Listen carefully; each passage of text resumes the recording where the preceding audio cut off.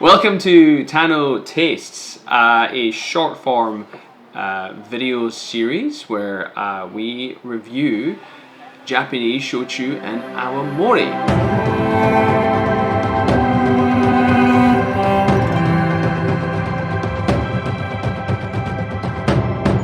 My name's Kevin. I'm Fletch. And we are Tano Spirits. Tano Spirits. We're definitely Tano Spirits. We are definitely Tano Spirits. Which you can find out more information about in the other video. The other video, yeah. The one that we haven't recorded yet, but we're going to do after this They don't know that. Yeah, they don't know that. Yeah, we do it in post. So, in Tano Tastes, where Kevin and I both have a lot of shochu. We both collect shochu. It's one of those alcohols that we always have on us. And all of our friends are always sitting there going, what's this stuff? Oh, this is nice. And we have to sit there and explain everything over and over again, right? Exactly, yeah. Often I'm met with the look of like, oh, isn't that just like the green bottle soju stuff? And I'm like, no, it's not. Try it. And they're like, oh, that is really different. And I give them another one. They're like, oh, why is that one so different too? And yeah, we figured if we do a video like this, then this is going to impart that knowledge to people who maybe are curious about trying shochu, and this might be a bit of a primer on if you're looking to buy your first shochu. Absolutely. We want everybody to love shochu as much as we do, so hopefully this helps, right? When we start making it ourselves, hopefully when we start making it, we really need people to like shochu. Right. So in these review sessions, we're going to cover 5 main areas, basically. We're going to talk about the region, we're going to talk about the base ingredient, we're going to talk about the type of koji that's used, we're going to talk about whether it's atmospheric or vacuum distilled, which is an interesting concept, and yeast, which it's important, but it's very difficult for us to know what that is. We can probably just make assumptions, maybe. Yeah, we'll talk about that another time. Region's really important because certain regions in Japan are known for making certain types of shochu. It's not limited to that, like it's, absolutely not limited, but there are certain areas, and also water. Yes, different water. Areas. Yeah, different water, different climates as well. In Japan will produce different crops, and therefore you will tend to find a certain type of shochu coming from a certain region of Japan in a similar kind of way of Scotch whiskey, where if you go to Islay, you're going to find more peaty whiskies, similar to Japan, where if you go down south, you're going to find more sweet potato shochus. So that's why region's important. Fermentation temperature as well, climate. Absolutely. Like it's all the region's important. It's really important for shochu. The big one that we talk about is the base ingredient. Yes. Now, the base ingredient's a massive can of worms. There's 4 or 5 really popular ingredients that shochu's made out of. We got rice. We've got sweet potato. We have barley. And we have rice. So we just said rice. We just said rice. Soba. Soba is quite popular. Yeah. Awamori's slightly different. Awamori is rice, but it's done in a particular way. We've got some sugar. We've got sugar. Kokuto. Kokuto shochu. From the Amami Islands. Yes. Yeah. Like as you said, we've got Kasutori shochu, which is also a rice shochu, but it's made from the sake leaves, which is the leftover fermented like grain rice mushy stuff that's left over after they press all the sake out. But there's also like really no limitation to what can be. It can be made from capsicum. I've seen ones made from like some kind of pine needles. Yep. There's a huge variety. Which was mushrooms. Mushrooms. Yeah. Aloe vera. Geez, yeah. There's actually a list in Japan. And we'll delve into this later, but there's a list in Japan that actually specifies all of the legal things that can be used to make, honkaku shochu. In order for it to have that specific name, which is another word we'll cover probably in a later episode. But it doesn't mean that that's the only thing that can be made out of. Yeah. But safe to say, as far as the sort of 3 main ingredients go, the barley, sweet potato, and rice, those 3 are... Sugar. They're all very different flavor profiles. Very different. Whereas, if you were to have a vodka or a whiskey, they're all generally made from the same base ingredient that's just maybe being fermented or distilled slightly differently. These give us way more profiles to chase flavors on because we're using more base ingredients. That's right. The third thing is the koji. Now, there's 3 main types of koji that are used in making shochu. in general, most people are very familiar with sake, and sake is made with one specific type of a large amount of the time. It's made with what's called a yellow koji. Now, take all this with a grain of salt because it's a big, sometimes grey area world. Sake is mostly made out of yellow koji. However, there are quite a few shochus that are made using yellow koji. Yellow koji, yeah. It's a very good flavour with shochu.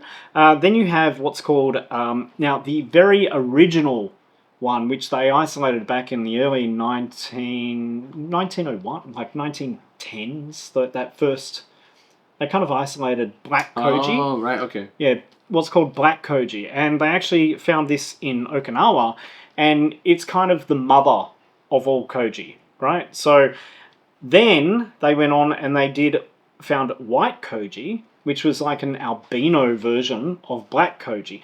Now, the reason why black koji and white koji are predominantly used in shochu is because these ones produce a citric acid, which helps with the flavour and also helps with the fermentation.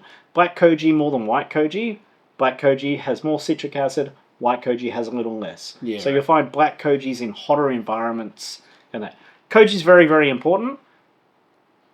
Sorry, the cat's just walking in front of the shop. That's all right. She's fine. It's fine. Koji is very, very important.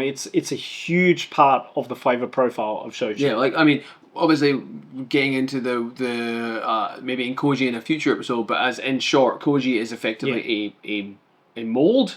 It's a mold. It's a type of mold that is used to convert starches to sugar. Yep. And in a similar way in which you would convert starches to sugar when you're making any alcohol, be it beer, wine, whatever.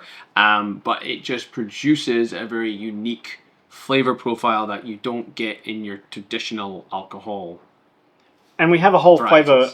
flavor profile wheel, which we'll use sometimes. It's kind of interesting to go back, but we'll kind of use this, and we'll post a link to this. We'll kind of use this in some of the reviews sometimes. In effect, koji, if you have a bunch of rice, you put the koji in with it, it converts the koji to sugar, the yeast eats the sugar, shits out alcohol, and we drink that. Exactly. We drink yeast shit. But like, and like, I guess the point being, like, we were saying that shochu has, three main bases you can choose from, right? So that's 3 different prongs of flavors you can go for.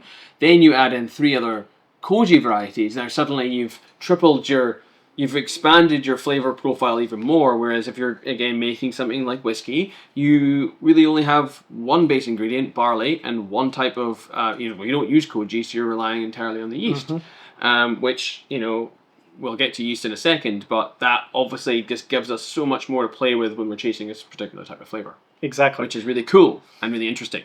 That's why I wanted to share it with you. Starting to guess, shochu has a massive swing in flavor profile. Huge. But the common thing with all shochu is that it is made with koji, right? That's correct. Yeah. Next we have how it's distilled, and generally it's another one as well. It's another whole other episode. You're like, what the fuck? In general, when you're drinking whiskey, mezcal, rum, like any kind of spirit, it's usually done in what we call atmospheric distillation, right? Atmospheric distillation means that it's distilled at regular atmospheric pressure, which is basically just around us. There is another type of distillation, and for some reason, but probably for reasons which will become obvious down the track, it's very, very big in Japan. And the Japanese basically utilize vacuum distillation. What this means is that if you know a bit of basic science, the higher the pressure, the lower... Wait, higher the pressure? No. The lower the lower the pressure. Yeah. The lower the pressure, the higher, the lower the boiling point. The lower the pressure, the lower the boiling point. A good example is if you were on Mount Everest and you tried to boil a kettle, it would boil at about 80 degrees Celsius as opposed to 100 degrees Celsius. So if you pull a vacuum on alcohol that you're trying to distill, rather than it boiling at, say, 70 degrees Celsius, which is generally where ethanol boils at, it'll boil at something more like 50 or 40 degrees Celsius. Yeah. So what's the advantage of that? Basically, when you're distilling your mash, you're not cooking it like you are. Mm-hmm. Like where you're doing a normal distillation, you're practically cooking it and boiling your ingredients, and it gives a different flavor profile. So when you vacuum distill it, you're not really cooking it that much, and you're getting all these really light kind of florally flavors. It's a lot more gentle way of extracting the flavors rather than like smashing it with, high energy, high heat. You're basically, you're still applying a similar heat, but it's just boiling off at a much lower temperature because you're pulling a vacuum. That's right. So distillers in Japan play around with these two things, and different ingredients, different flavor profiles. Sometimes they will blend the two together as well, which can also lead to a whole bunch of different profiles. And the last one, yeast. Yeast, yes. Yeast is a weird one. Yeast is really important, but it's also very difficult to find any information on it in English anyway. Correct. We found some. We will go into yeast at a later stage, but in general, there are some specific yeasts that the Japanese sake and shochu, so I'm going to say this wrong, the JSS. Yeah, I'll let you. Yeah. I'll let you get I'll put a little thing up here saying the exact. I don't know why I just had a mental blank on that. But they actually do distribute some yeasts. Shochu yeast is very hard to find outside of Japan. It doesn't really exist. We found some though. But also, a lot of them will do natural fermentation. They will use sake yeasts in some cases. They will use what's called flower yeasts, which is a big thing in sake at the moment, which is yeast that's derived from flowers. Right. Some of them I know for a fact use brewing yeast. Right. Like brewing yeast. Yeah. There's a couple that I found that will just use like standard brewing yeast. So yeast is a really important one, but it's one that's kind of a subject that's overlooked when people are talking about shochu in English because there's just not a lot of information about yeast out there. And it's such an important thing in general for alcohol fermentation. You think about any beer you've tried, a lot of that flavor comes from what yeast they used. So it's the same thing with shochu. Yeah. Absolutely the same thing with shochu. So they're the 5 main things that we're going to talk about in these reviews. As this was just an introduction, we probably threw out a whole bunch of things in this that you're sitting there going, huh? What's going on? What? Huh? We haven't even tasted it yet. Yeah, we haven't even tasted it, right? But that's okay because this whole series is going to delve into a lot of those topics. We're going to both taste and we're going to probably have episodes where we focus on certain things as well. Yeah, right? we'll do educational. We will always have something to taste. Absolutely. Even if we're focusing on like black koji or if we're talking about vacuum distill, we're always going to have something on the table to taste. Absolutely. So that's it. That's the primer. Yeah. We will probably come back with another short one where we actually crack this one open, and we'll talk to you a little bit about the flavors that we're getting, and where it's from, and hopefully you might go out and try it yourself. Yeah. So thanks for joining us on Tano Tastes, and we hope you subscribe and follow us because apparently we're going to be doing this every 2 weeks. Like and subscribe. Yeah, we'll do it as often as we can. Yeah. We'll do it. Currently there's not. I don't think there's enough lot of videos out there that cover this, especially not in English. Yeah. And I think that we should. It's such a huge topic, and we are going to be able to talk about this absolutely endlessly. Ad nauseum. Yeah. Forever. So buckle up. Welcome to the beginning of the journey.